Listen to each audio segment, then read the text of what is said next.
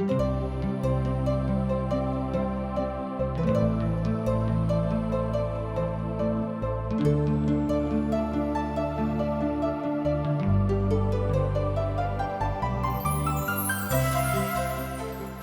जीवन हमरा सबके एके बेर भेटैत अछि आ जीवन बहुत अनमोल छथि। जँ ई जीवनों के जियो के अछि तऽ ओहिना जी नहीं सकै छी तऽ यह जीवन एना कहियो कि नीरस भऽ जाइ अछि। यह लेल TWR इंडिया प्रस्तुत कऽ रहल छथि कार्यक्रम आशक इजोत अहाँके परमेश्वर के राह में आगाँ बढ़ाबा में सहयोग करे आ अहाँ खुशहाल जीवन जी सकियौ। कृपया कऽ कऽ अहाँ देखू सुनू जाहिसँ परमेश्वर अहाँके जीवनों के राह बनल रहे। आशाक इजोत जे मैथिली कार्यक्रम थिक एहिमे हम अहाँक स्वागत प्रभु यीशु मसीह के मीठ पवित्र आ अनुग्रहकारी नाम में कऽ रहलहुँ हैं। हमरा सब एहिठाम एहि अध्याय के अध्ययन में देख रहल छी जे परमेश्वरक गुप्त ज्ञान आ तकर भेदक विषय में देखलहुँ हैं। आजुक दिन हमरा सब देखब कि परमेश्वरक गुप्त ज्ञान जे भेदक रूप में प्रभु यीशु मसीह के रूप में मनुष्य जाति के सम्मुख में प्रकट भेले के आ साधु पौल एहि बातक सेहो और आगाँ बढ़ा के हमरा सभक बता रहल छथि कि परमेश्वरक गुप्त ज्ञान आ तकर भेदक विषय में हमरा लोकनि कोना सीख सकैत छी। आजुक संसारक शासक एहि विषय में बड़ मुख्य ज्ञान नहि राखैत छथि बा एहि तरहक ज्ञान सिखबाक भूख सेहो हुनका जिंदगी में नहि छनि। हमरा सब कतेक नीक लोक छी कि एहि तरहक भूख हमरा सभक लग अछि कि परमेश्वरक ओहि ज्ञानक बातक जे गुप्त थिक हमरा लोकनि साधु पौलक के माध्यम से सीखी। साधु पौल अपन पोथी में एहि बातक बड़ स्पष्ट कऽ दैत छथि। मुदा जेना कि धर्मक पोथी में लिखल अछि, जाय बातक आँखि ने देखलक और कान नहीं सुनलक और जे बात मनुखक चित्त पर कहियो नहीं चढ़ल रहेक आ वह थिक जकरा परमेश्वर अपन प्रेम करय वाला के लेल तैयार कऽ देने रहत। एहिठाम हमरा लोकनि देखैत छी कि साधु पौल बता रहल छथि कि एहन बातक जे कहियो धर्मक पोथी में नहीं लिखल गेल अछि, एहन बातक जे आँखि कहियो नहीं देखने अछि, एहन बातक जे कान कहियो नहीं सुनने अछि, तकरा परमेश्वरक प्रेम जाने वाला मनुखक लेल प्रकट कयल गेलिक। एहि तरह हमरा लोकनि देखैत छी कि साधु पौल परमेश्वरक ओहि प्रेमक हमरा सब गोटेक बता रहल छथि जे अनेरे पढ़य वाला के लेल नहि भेटैत छनि। भऽ सकैत छै कि हम में से बहुत केओ दर्शनक विद्यार्थी होयब, मुदा परमेश्वरक ज्ञान दर्शन नहि थिक। किएक तऽ जे संसारक दर्शनक बताबल जाइत अछि ओ प्रभुक दर्शन सँ बड़ भिन्न होइत अछि। यह बातक आजुक दिन हम अहाँ से स्पष्ट करय चाहैत छी, किएक तऽ बहुत लोक एहि बातक बुझैत छथि कि परमेश्वरक ज्ञान एक प्रकारक दर्शन थिक। एहि तरहक बात जिनका मन में घुसि जाइत छनि ओ परमेश्वर के सच्चाई के रीति सँ नहि देखैत छथि। यह बात आजुक दिन हमरा सभक बुझबाक अछि बा स्पष्ट करबाक अछि। एहिठाम साधु पौल स्पष्ट कऽ रहल छथि कि परमेश्वरक महिमाक कारणे जे ज्ञान हमरा लग पहुँचल अछि तकरा हम अहाँके खोलि कऽ स्पष्ट कऽ के बता रहलहुँ हैं। मुदा साधु पौलक की इच्छा रहनि कि जँ अहाँ एहि पदक अर्थ गलत रीति सँ लगेबै तऽ परमेश्वरक ज्ञानक सन्मुख में अहाँ हाजिरी स्वयं के नहि दऽ सकलहुँ हैं बा एना कहियो कि अहाँ स्वयं के प्रभु यीशु मसीह के सन्मुख में हाजिर नहीं कऽ सकलहुँ हैं। एहि भेदक विषय में एहिठाम साधु पौल बता रहल छथि कि एहि भेदक अहाँ कोनो गुरु से नहीं सीख सकैत छी, मुदा एहि भेदक अहाँ पवित्र आत्माक अपन गुरु बना कऽ सीख सकलहुँ हैं। एहि बातक स्पष्टता एहिठाम साधु पौल अपन वचन में कऽ रहल छथि, अर्थात जे वचन हुनका प्रभुक दिस सँ भेटल रहनि वह वचन हुनका सँ निकसलैक, तैं लोग ये वचनक हुनक वचन कहैत छथिन। साधु पौल एहिठाम बाजि रहल छथि जे जतेक लोक एहि संसारक छथि, प्रभु यीशु मसीह हुनक आँखि के खोलि देने छथि।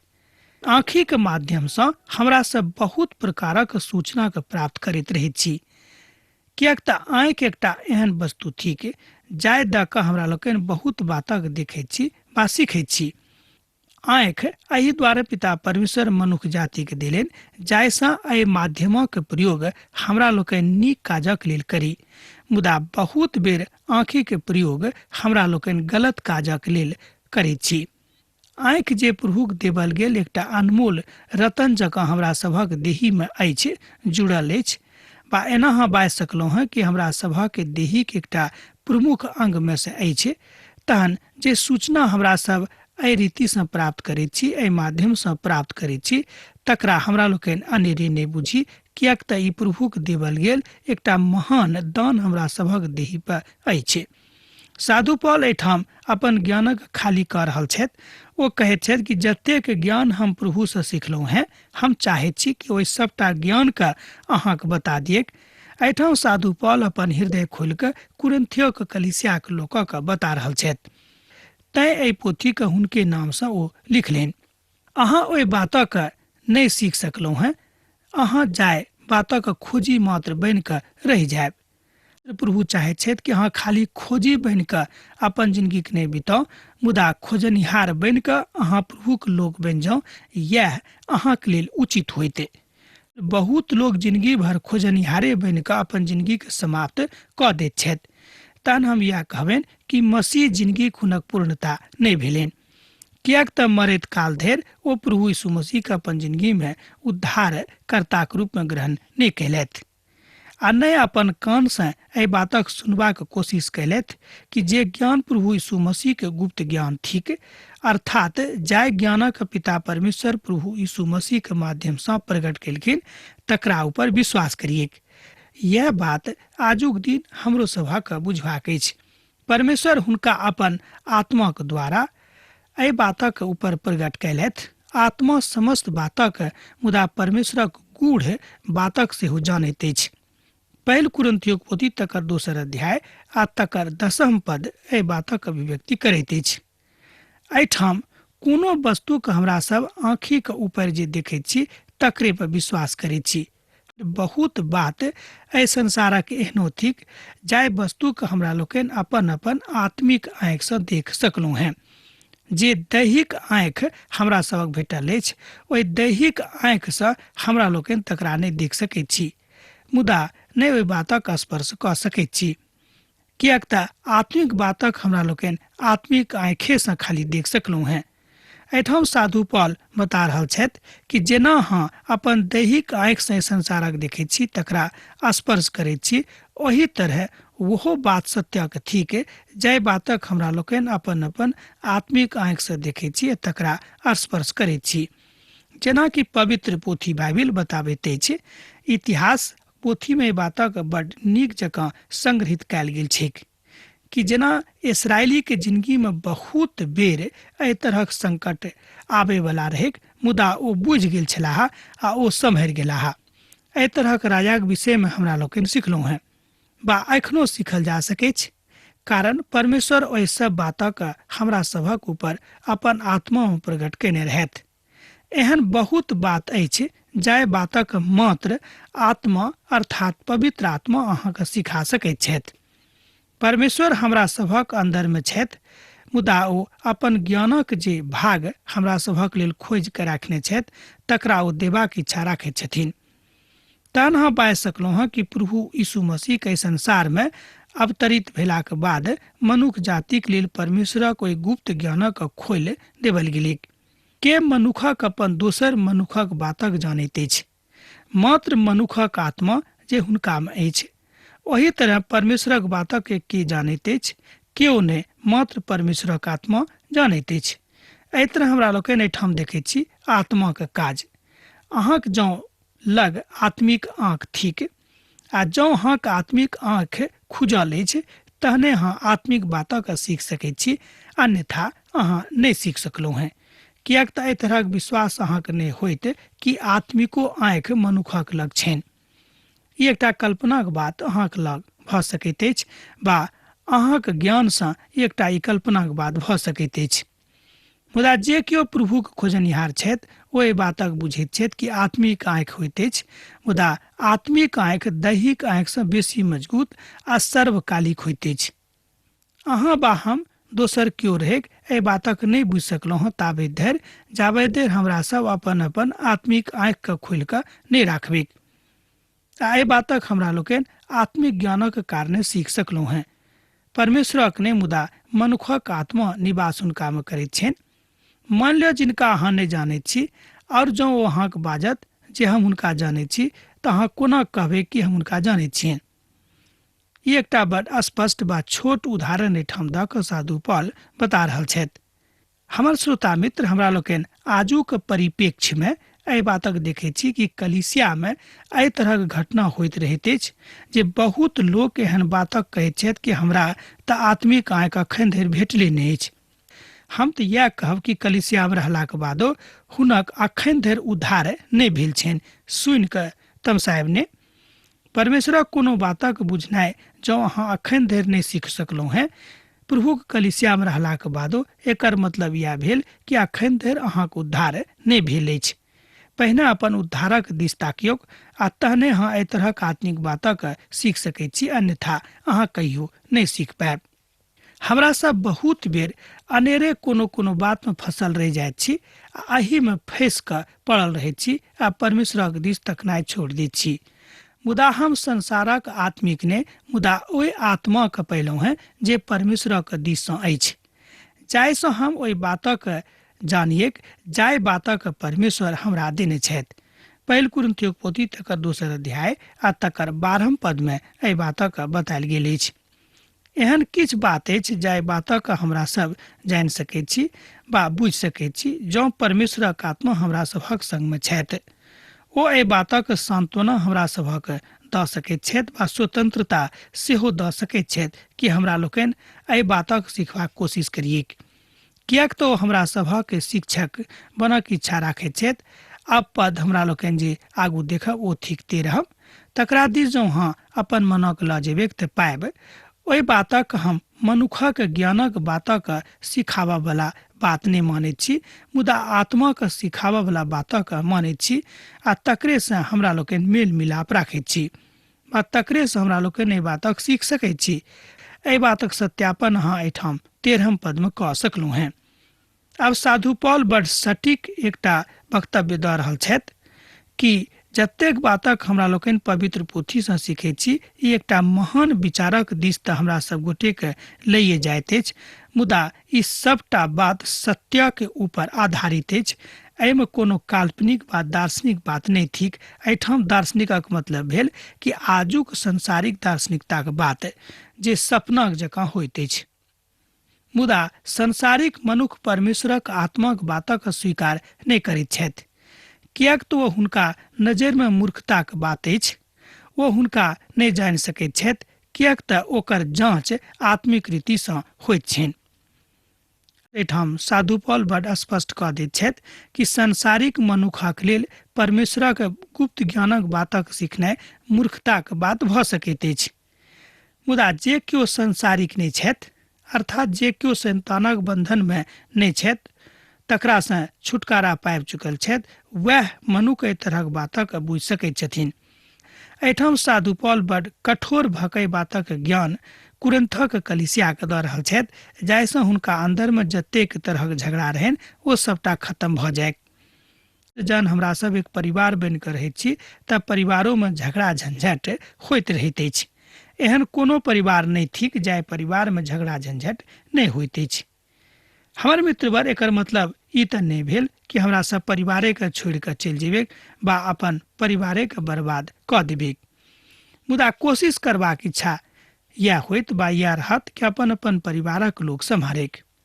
एहिठाम ओ बाजि रहल छथि जे बातक लेल एहिठाम मूर्खताक बातक हमरा लोकनि बुझैत छी ओ संसारिक लोकक लेल मूर्खताक बात भऽ सकैत अछि, मुदा क्रूसक गाथाक क्रूसक ऊपर जे विश्वास राखैत छथि हुनका लेल उद्धारक बात भऽ सकैत अछि। मुदा संसारिक मनुखक लेल क्रूसक कथा एकटा मात्र गाथा बनि कऽ सन्मुख में आबि सकैत अछि, किएक तो एकटा किस्सा कहानी के रूप में पढ़ि कऽ तकरा समाप्त कऽ देथिन। जाबे धरि परमेश्वरक आत्मा अहाँक अंदर काज नहीं करत, अहाँ परमेश्वरक वचनक अध्ययन नहीं कऽ सकलहुँ हैं। ई बात सेहो एहिठाम बताओल गेल अछि। जेना कि हमरा लोकनि संसार में देखैत छी बा अपनो गांव समाज पर देखे छी कि बहुत लोग एहन छथि कि काल्हि ओ किछु नहि छलाह, मुदा आजुक दिन ओ बहुत किछु छथि। कारण की छै? को बहुत मेहनत केलथि बा आर दोसर कोनो रीति से बहुत पैघ बनि गेलाह, मुदा ई बात आत्मिक ज्ञानक दिस अभिव्यक्ति नहि करैत अछि। हम एकटा उदाहरण देलहुँ हैं कि एहि तरहक मनुख सब ठाम छै। गामो पर समाज पर एहन कोनो समाज नहि थिक जे एहि तरहक मनुख एकटा न एकटा ओतऽ नहि छनि। एकर मतलब ई नहि भेलै कि हुनका देख कऽ हमरा लोग निराश भऽ जाइए आ प्रभु के छोड़ि कऽ हुनके दिस चलि जाइए, अर्थात शैतानक दिस। परमेश्वरक आत्मक सच्चाई अहाँके अंदर में आयत और अहाँ प्रभु में बनल रहब, आ तकरा बाद अहाँ नीक रीति से बुझि जेबै आ तकरा अहाँ प्रयास करबै कि प्रभु कतऽ छथि। यूहन्नाक रचल सुसमाचार तकर 16 अध्याय आ तकर 13 आ 14 पद में परमेश्वरक आत्माक सच्चाई के एहिठाम बड़ विस्तार पूर्वक बतायल गेल अछि। एहि विषय पर अहाँ ध्यान दऽ कऽ पढ़ि सकैत छी आ सीख सेहो सकैत छी। जाबे धरि परमेश्वरक आत्मा अहाँके अंदर काज नहि करत, अहाँ प्रभु के कहियो नहीं बुझ सकलौ हैं। आ कुरिन्थियों के पोथी के अध्ययन बड़ बेसी ज्ञानक दिया वाला थिक, कियाक त साधु पौल बड़ ज्ञानी मनुख छलाह, परमेश्वर हुनका बड़ ज्ञानी पुरुष बनौने रहथि। तहन ओ अतेक विनम्र भ गेलाह जाहिसँ परमेश्वरक जे गुप्त ज्ञान रहै हुनका लग आबि गेलनि। ओ प्रभु यीशु मसीह के एकटा नीक शिष्यक रूप में उपस्थित होइत छथि आ अपन लोकक एहि बातक ज्ञान दऽ रहल छथि। आत्मिक लोग सब किछु जांचैत अछि, मुदा ओ स्वयं आर केकरो द्वारा जांचल नहि जाइत छथि, कियाक त प्रभुक मनक के जानैत अछि जे हुनका केओ सिखाबेक, मुदा हमरा में मसीह के मन अछि। एहिठाम साधु पौल बड़ स्पष्टता के साथ बाजि रहल छथि कि परमेश्वरक के जानि सकैत अछि, मात्र हुनक आत्मा। एहिठाम साधु पौल 16 पद में कहैत छथि, कियाक त प्रभुक मनक के जानैत अछि जे हुनका केओ सिखाबेक। एहन के छथि मनुष्य संसार में जे प्रभु के सिखा सकैत छथि, मुदा हमरा में मसीह के मन अछि। एहिठाम साधु पौल बाजि रहल छथि कि हमरा में मसीह के मन थिक, तैं हम प्रभु के बातक सीख सकलहुं हैं। आजुक दिन में कलीसिया की मुख्य आवश्यकता में से एक आवश्यकता थिक कि हमरो सभक हृदय में मसीह के मन रहे, तहने हमरा लोकनि मसीह के जानि सकलहुं हैं। आ जे आत्मिक छथि ओ वह मनुख एहि बातक बुझि सकैत छथि, मुदा जे संसारिक छथि ओ एहि बातक नहि बुझताह। हुनका लेल ई बात मात्र एकटा किस्सा कहानी भऽ जेतैक। मुदा परमेश्वरक धिया पुता जँ अहाँ थिकौ हैं आ एहि बातक जँ अहाँ मानैत छी कि अहाँ परमेश्वरक धिया पुता थिकौ हैं, तहने अहाँ एहि बातक समापनक दिस बढ़ि सकैत छी, अर्थात एहि बातक जानि कऽ तकरा दिस स्वयं के लऽ जा सकैत छी। एहि बातक साधु पौल एहिठाम 16 पद में स्पष्ट कऽ दैत छथि। जँ अहाँके लग पवित्र पोथी बाइबिल अछि तहूँ एहि बातक सत्यापित कऽ सकलहुँ हैं। ओ आत्मिक सच्चाई के जानैत छथि, मुदा संसारक लोग हुनका मूर्ख बुझैत छनि। आ प्रभुक आत्मा कोना हुनका सिखा रहल छथि आ अपन बातक विषय में बता रहल छथि। प्रभु के थिकाह बा प्रभु कोना अहाँक संगे काज कऽ सकैत छथि, एहि सबटा बातक एहिठाम साधु पौल स्पष्ट कऽ रहल छथिन। परमेश्वरक मनक के बुझि सकैत अछि? हमरा सब एहि बातक एहिठाम जानि सकैत छी कि प्रभुक मनक भीतर में की बात छनि, हमरा लोक नहि बता सकलहुँ हैं, कियाक त प्रभु ततेक महान छथि, ततेक विस्तृत छथि कि हुनक विस्तारता के केओ खोजि नहि सकैत अछि आ केओ नापि सेहो नहि सकैत छथि।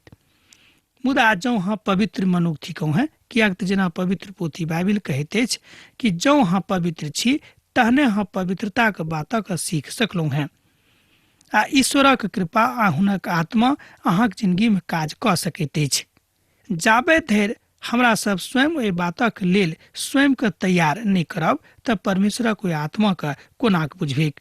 यह बात आजुक दिन हमरा सभक सेहो बुझबाक अछि।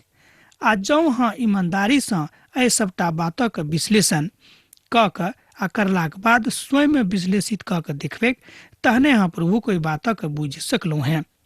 आजुक संदर्भ में हमरा लोकनि देखैत छी कि प्रभु के अपन आत्मा के ज्ञानक सिखबाक लेल हुनका सन्मुख में जाऊँ, अर्थात प्रभु यीशु मसीह के अपना सन्मुख में राखू, जाहिसँ अहाँ अपन आत्मिक ज्ञानक और बेसी आगाँ लऽ जा सकी। बा बढ़ा सकी। एहि हेतु अहाँ तैयार रहूँ, तहने हम मान लेब कि प्रभु अहाँक संगे में छथि। अहाँ परमेश्वरक कोनो बातक मानबाक तैयार नहीं होइब आ अपना आप का बड़ पैघ बुझैत रहब आ यह गलती अहाँ से होइत आही कारणे सर्वदा अहाँक अंदर में अहाँक आत्मा के अंतर में प्रभु के ज्ञान कहियो नहीं आबऽ देत। ई काज करऽ वाला शैतान छथि। अहाँ शैतानक चंगुल में जाबे देर रहब ताबे देर कहियो अहाँ परमेश्वरक कोई स्पष्ट ज्ञानक स्पष्टता के साथ नहीं बुझ सकलहुँ हैं आ नहीं तकरा सीख सेहो सकलहुँ हैं। साधु पौल एहिठाम स्पष्ट कऽ दैत छथिन कि जतेक बात हमरा लोकनि प्रभु सँ सीख सकैत छी ओतेक बातक हमरा सभक और केओ नहीं सिखा सकैत छथि। साधु पौल कहैत छथि कि तहन और एकटा मनुखक छथि जे आत्मिक छथि, तैं वो परमेश्वरक आत्माक काजक ईमानदारी सँ सच्चाई सँ स्वीकार कऽ लैत छथिन। तैं पौलुस बाजैत छथि आत्मिक मनुख एहि सबटा बातक जांच करैत रहैत छथिन बा कऽ सकैत छथि, कारण अछि हुनका अंदर में परमेश्वरक आत्माक काज। मुदा ओ स्वयं के अतेक भेदक बातक बताबैत छथि आ चढ़ा बढ़ा के बताबैत छथि कि जाहिसँ हुनक लोक खूब मजबूत भऽ जायक आ परमेश्वरक ज्ञानक दोसरो के सिखाबैक।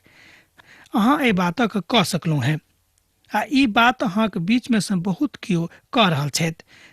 यशायाक पोथी तकर 55 अध्याय में एहि बातक बड़ स्पष्टता के साथ बतायल गेल अछि कि पिता परमेश्वर मनुष्य जातिक सृष्टि एहि द्वारा कयनैये रहैत जाहिसँ वो हुनक गुणानुवाद करैत रहेक। एहि विशेष कारण से मनुष्य जाति के पिता परमेश्वर बनौने रहैत। एना तऽ हमरा लोकनि जानैत छी कि सृष्टि में बहुत किछु बा एना कहियो जतेक बात थिक ओहि सबटा बातक पिता परमेश्वर बनौने छथि। मुदा एकर यह एकमात्र कारण छल कि मनुष्य जाति के विशेष रीति से बनौलखिन जाहिसँ ओ परमेश्वरक गुप्त ज्ञानक बुझेक आ सीखेक। अहाँ एहि बातक बुझबेक तऽ एहि तरहक लोक अपन ज्ञानक शक्ति के परमेश्वरक पोथी में आ तकर अध्ययन सँ बढ़ा चढ़ा के सीख सकैत छी। यह बात बड़ उचित होइत कि जँ अहाँ भक्तिक जिंदगी बिता रहल छी तहने अहाँ शक्ति के साथ परमेश्वरक ज्ञानक सीख सकैत छी आ ओही पोथी में परमेश्वरक वचनक भरपूरी सेहो होइत अछि। मुदा तकरा बाद हमरा लोकनि बुझनाइ आरंभ कऽ देबेक बा ई काज हमरा सभक जिंदगी में पुनित भऽ जायत कि प्रभु यीशु मसीह हमरा सभक जिंदगी में आबि गेलाह। परमेश्वरक वचन संसारिक मनुखक लेल ठट्ठाक कथा अछि, मुदा जे केओ संसारिक नहि छथि हुनका लेल उद्धारक कथा थिक। एहि बातक सेहो एहिठाम साधु पौल स्पष्ट कऽ दैत छथि कि संसारिक लोकक लेल परमेश्वरक ज्ञान एकटा ठट्ठाक कथा भऽ सकैत अछि, मुदा जे केओ प्रभुक ऊपर विश्वास करैत छथि अर्थात जे केओ अपन जिंदगी में प्रभु यीशु मसीह के अपन उद्धारकर्ताक रूप में ग्रहण कऽ चुकल छथि हुनका लेल ई उद्धारक कथा थिक। अर्थात हुनका लेल एहिसँ बेसी और कोनो रुचिकर कथा नहि भऽ सकैछ, किएक तऽ एहि कारणे हुनका जिंदगी में उद्धार आयल रहेक। एहि बातक अहूँक बुझनाइ बड़ जरूरी अछि कि उद्धार जहन अब अहाँक जिंदगी में आबि गेल अछि तहन एहि के बादो कि अहाँ संसारिक ज्ञानक खोजनिहार बनि कऽ अपन जिंदगी के बितायब, यह बातक एहिठाम साधु पौल कुरिन्थियों के कलीसिया के बता रहल छथि कि संसारिक ज्ञानक लेल नहि मुदा आत्मिक ज्ञानक लेल अहाँ काज करू आ आत्मिक बातक अहाँ सीखू जाहिसँ परमेश्वरक नजरी में अहाँ एकटा उचित मनुष्य कहायब। ई ठट्ठाक बात नहि भेल, ई बड़ आदरक बात भेल। संसारक लोग भऽ सकैत छै कि अहाँक ठट्ठा करत, मुदा परमेश्वर अहाँक आदर करत। अब एहि बातक विचार अहाँक करक अछि कि अहाँ केकर आदर चाहैत छी, मनुखक आदर चाहैत छी बा परमेश्वरक आदरक इच्छा राखैत छी। यह बात आजुक संदर्भ में पारिलक्षित भऽ कऽ सन्मुख में आबि रहल अछि। साधु पौल एहिठाम स्पष्ट कऽ दैत छथि कि यह बात हमरा सभक सीखक अछि। मनुखक अधीनता उचित नहि मुदा परमेश्वरक अधीनता बड उचित वस्तु थिक। एहि बातक एहिठाम साधु पौल सेहो स्पष्ट कऽ दैत छथि। आब आजुक अध्ययन हमरा एहिठाम समाप्त करबाक आज्ञा दिअ। बाकी बात हमरा लोकनि दोसर दिन सीखब। जेना अहाँ सब पाती लिखैत रहैत छी, लिखैत रहब, बिसरायब नहि। प्रभु यीशु मसीह के नेह अहाँक जिंदगी में सैद घड़ी बनल रहेक। आमीन। हमर विश्वास अछि कि ई कार्यक्रम अहाँके लेल लाभदायक सिद्ध अछि। हम चाहै छी कि अहाँ अपन आशीषके हमरा संग साझा करू। जँ अहाँ के नजीक बाइबलसँ आ जीवनसँ सम्बन्धित कोनो प्रकारके प्रश्न भऽ सकै अछि तऽ अपन समस्याके लेल प्रार्थना करबाके लेल जँ चाहै छी तऽ हमरा फोन नंबर पर जरूर संपर्क कऽ सकै छी। परमेश्वर अहाँ सबके लेल एकटा सुन्दर, सुखद, आनंदित दिन प्रदान करैक।